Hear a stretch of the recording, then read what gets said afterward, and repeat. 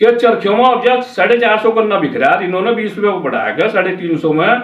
बहुत ऐसा रहा जैसा ये कहीं दंगल मत है और योगी और मोदी कुश्ती लड़काए हो और भाई तेल ताल लगाए गए। अरे अंदर रहन मान जो किसानों के बारे में सोच लो, और किसानों से ही थी सरकार बनने। त्यागी जी, आपने एक बात कही कि 8% जो गन्ना किसान का रेट बढ़ा है गन्ने का, उससे आप खुश नजर नहीं आ रहे, ऐसा आपकी बातों से लग रहा है।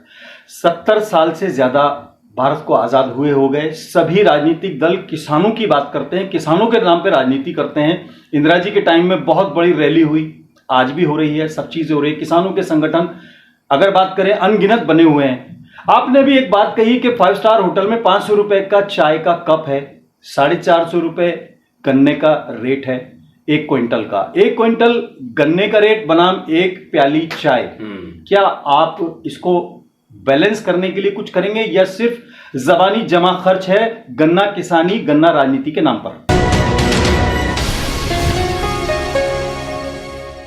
राजनीतिक माहौल गर्म है, हालांकि सर्दियां जा रही हैं तो आप ये भी कह सकते हैं कि मौसम गर्म है। 2024 की चुनावी तैयारियों को लेकर हर चुनावी रणनीति लोग बना रहे हैं और सारे राजनीतिक दल अपने अपनी गोटियां बिछा रहे हैं।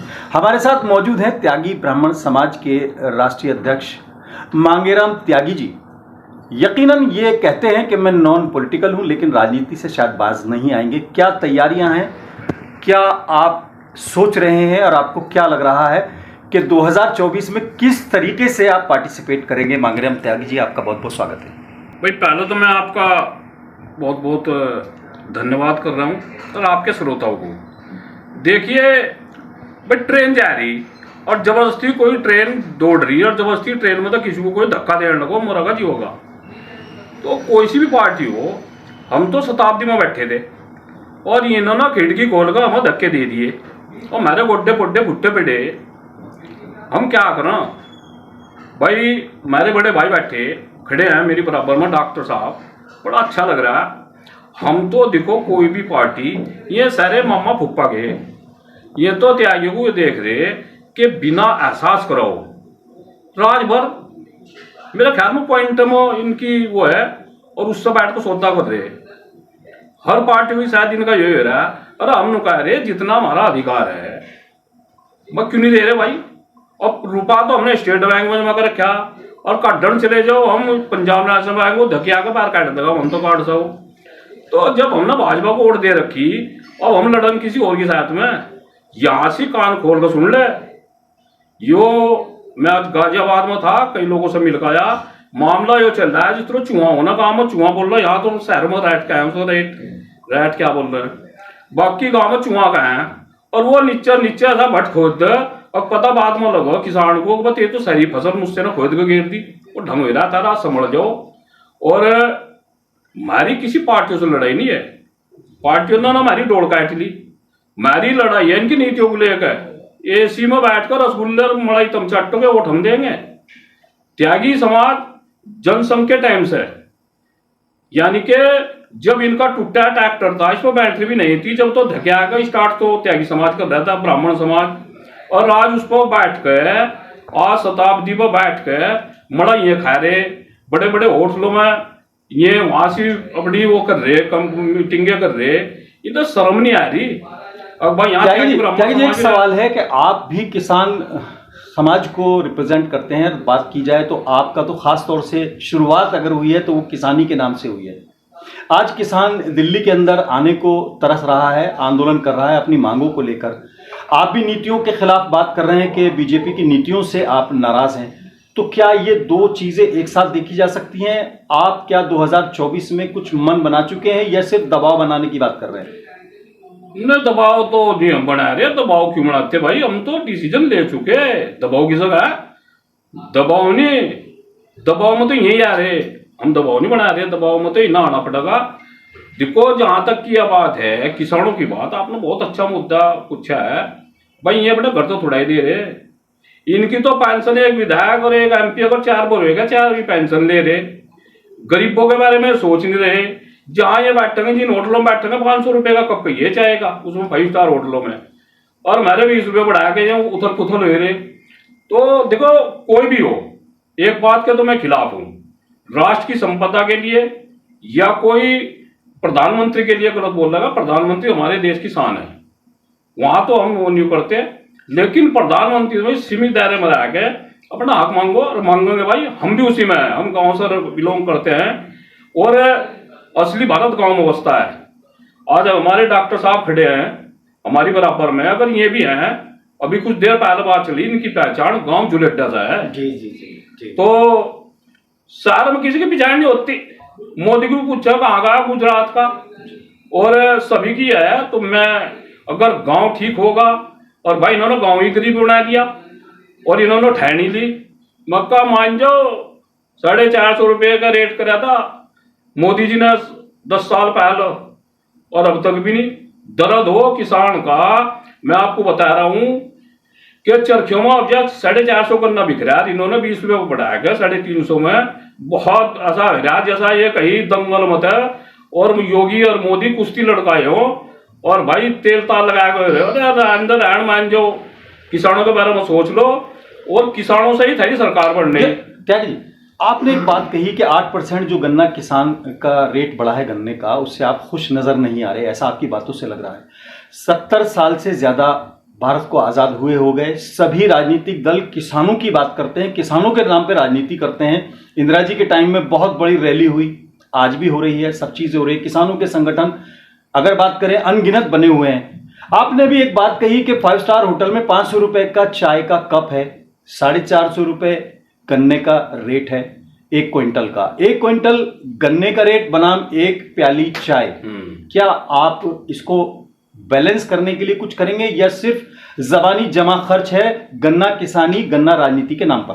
बस देखो एक बात बता रहा मैं छोटे भाई, यहाँ 70 साल जब यहाँ कांग्रेस सरकार चली ना, सबने कहा थे, हम भी कहा थे भाई या नहीं हटती भाई, देखो क्या होगा। कहाँ गई? जिस तरह गधे के सिर से सींग जाओ नहीं है जाएंगे। अगर इनके दिमाग में यह बात हो, अब तुम जो है ना वो है गए, यहाँ तो बड़े बड़े उनका नहीं पता, यहाँ रावण नहीं रहे, यहाँ भगवान रामचंद्र नहीं रहे। हाँ इतना तो है गया, एक बात का तो पता लग गया, कोई रामचंद्र जी लेकर आई है लोग अपना भारतीय जनता पार्टी वाले। मतलब ये है अगे जितने बैठे असली रामचंद्र जी तो गाँव में बैठे किसान जो अन्नदाता है। और मैं तो ये कह रहा खुले मन से कह रहा, सुन लियो भाई कान खोल को भारतीय जनता पार्टी वालों, अपना ही अपनी इतिहास अपनी हिस्ट्री दे दो हमें ठहक। थारे दादा बाबा कितने फ्रीडम फाइटर थे, त्यागियों गांव में चले जाओ, कोई गांव ऐसा नहीं मिलने का जहां 20 तो 30 और 40 50 आदमियों ने अपनी संपत्ति बर्बाद कर दी। फ्रीडम फाइटर थे वे, स्वतंत्रता सेनानी थे, और ये एक नहीं मिलने का। जितने मड़े चाट है ना, ये बैठे जो बड़ी बड़ी कुर्सियों पे, जो अब यार नीति निर्धारण की बात कर रहे, कैबिनेट मंत्री बड़े बैठे, ये अपना सारे सारे ट्वीट करो आज से ही। अब इनके बाबा दादा। त्यागी जी, मेरा जो सवाल था वो ये था कि किसानों के लिए ठोस क्या होगा। आप जो कह रहे हैं कि त्यागी समाज ने हमेशा भाजपा को फीड किया, भाजपा को खड़ा करने में मेहनत की, आज आप नाराज हैं, इसके लिए जिम्मेदार भाजपा को सीधे तौर पर मानते हैं, या कहीं ऐसा तो नहीं कि आपके बीच के जो समाज के ठेकेदार थे जो राजनीति कर रहे थे वो मलाई ले गए हों और समाज कहीं हाशिए पे चला गया हो? यह भाजपा ऑस्ट्रेलिया तो है ही नहीं, यही रुक के तय थे भाई। अभी 10 साल पहले किसानों का गन्ना भी 450 जब कहाँ चले गए, एल्परेक्स की गोली खा देगा, नशे में आ गएगा भाई। ये तो ऐसा देख देख कर किसानों कर लो, अपनी थारा मामला उल्टा होने लग रहा है भाई। इसमें तो भाजपा ही जिम्मेदार है। पहले तो कांग्रेस वाले तो रुका था दे दे, अरे ऐसा नहीं है, पता नहीं कुछ इनकी सीटों में ही लग रहा है, किसी ना मौलवियों ने तवीज लगा रखेगा इनकी कुर्सियों में। अब जोड़ सा बैठे हो जाए चौधरी जयंत हो, अखिलेश हो, राहुल हो, कल कोई ना सीट दे दो, ये ऐसे हो जाएंगे, फिर भाजपा किसानों के बारे में रुका तारेंगे। इनकी तो मैं तो ये मांग कर रहा है कि इनकी कुर्सी देख लो, तवीज ववीज तो नहीं बन रहे हो, जो उसमें बैठे हो वही उल्टा करो किसानों के लिए। यानी आपको लगता है कि बदलाव की बात 2024 में आप लोग करेंगे सीधे तौर पर, या उसी बहाव में बहेंगे? देखो ना तो कोई अब जा हिंदू मुस्लिम सिख ईसाई सब भाई हैं। मैं पीछे कोरोना में बीमार हो गया था, रिश्तेदारों का पता नहीं लगा था कहाँ गए। एक मुस्लिम का लड़का था हमारा साथी, वो डॉक्टर को लेकर आता, वही रुपये लेकर आता। क्यों भाई मेरे लिए पहले वो अगर ये हिंदू और बुंदू हों, तो ये तो खामखा में इन्होंने वो एक वो कर दिया है, लोगों के मन ऐसे चढ़ा दिया मामला। राम मंदिर कौन मना कर रहा है भाई? मंदिर को गांव में इतने मंदिर है, तो लोग कितनी पूजा है रही, इस बात को कोई नहीं मना कर रहा। मंदिर में आस्था रखते हैं सभी, और मैं तो यो कहूँ भाई, मस्जिद हो, मंदिर हो, गिरजाघर हो और चर्च हो, सबका सम्मान करो। नदी जो है ना, सुन लो कान खोल कर, नदी पूरे देश में बह ही जाएगा, समुद्र में पड़ा रास्ता सबका एक हो, ऊपर ले बढ़ेगा। नदी सबको पानी देती है। मैं इसी सिलसिले को आगे बढ़ाते हुए डॉक्टर बीपी त्यागी से बात करना चाहूँगा। हमारे साथ मौजूद है, सौभाग्य है हमारा कि डॉक्टर बीपी त्यागी जी भी हमारे साथ फिलहाल मौजूद हैं। राष्ट्रवादी जनसत्ता दल के मीडिया, जिसे कहना चाहिए चिकित्सा प्रकोष्ठ के प्रभारी हैं। डॉक्टर साहब, कुछ दिन पहले आप आरोप लगा रहे थे कि जो एम्बुलेंसेज हैं वो प्राइवेट हॉस्पिटल्स को ले जाने के लिए एक तरह से रेफरल सिस्टम बन गए हैं। आपके आरोप चले भी हैं, आपने उसकी शिकायत भी भेजी है। आज एक खबर गोरखपुर से आई है, वहाँ पर कुछ लोग अरेस्ट हुए हैं और उन पर आरोप यह है कि वो उन एम्बुलेंसेज के जरिए सरकारी अस्पताल बीआरडी कॉलेज में आने वालों को प्राइवेट हॉस्पिटल्स में ले जा रहे थे। क्या आप चाहेंगे कि यहाँ दिल्ली एनसीआर में भी कोई आप ज्ञापन या कोई ऐसी मांग करें प्रशासन से कि यहाँ पर भी कोई जांच हो और कुछ तरह का मुहिम चलाई जाए? अभी 15 दिन पहले एक केस मैंने किया था ऐसा, जिसको सिक्का फंसा था गले में और वो जान जाने वाली थी उसकी, उसको भी प्राइवेट अस्पताल भेजा गया था। आप लोगों के माध्यम से ये खबर उठाई गई थी, लेकिन किसी ने उसका संज्ञान नहीं लिया है। लेकिन जो ये गाजियाबाद से गोरखपुर तक का जो धंधा है, इसको जरूर उजागर किया जाएगा और जो जो इसमें खामियां हैं उनको भी हम जरूर देखेंगे। सबसे बड़ी बात यह है कि जब 100 करोड़ हमारे गाजियाबाद के लिए आते हैं, उसमें 50 करोड़ साइड में रख दिए जाते हैं। उसका खुलासा आप लोगों ने किया है। उत्तर प्रदेश का भी जितना हमारे पास पैसा आया है वो 1/4 पैसा है उनके बजट का, वो भी आप लोगों ने खुलासा किया है। क्या क्या सरकारी अस्पताल में चल रहा है वो आप लोग खुलासे करते हैं। मैं इस बात को बिल्कुल उठाऊंगा और इसको लखनऊ तक उठाया जाएगा।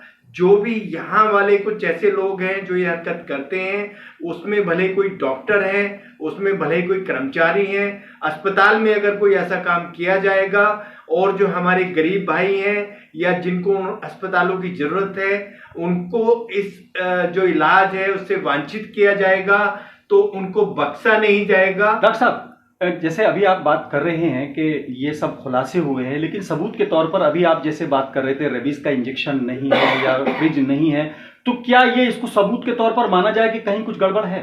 जी 100% गड़बड़ है।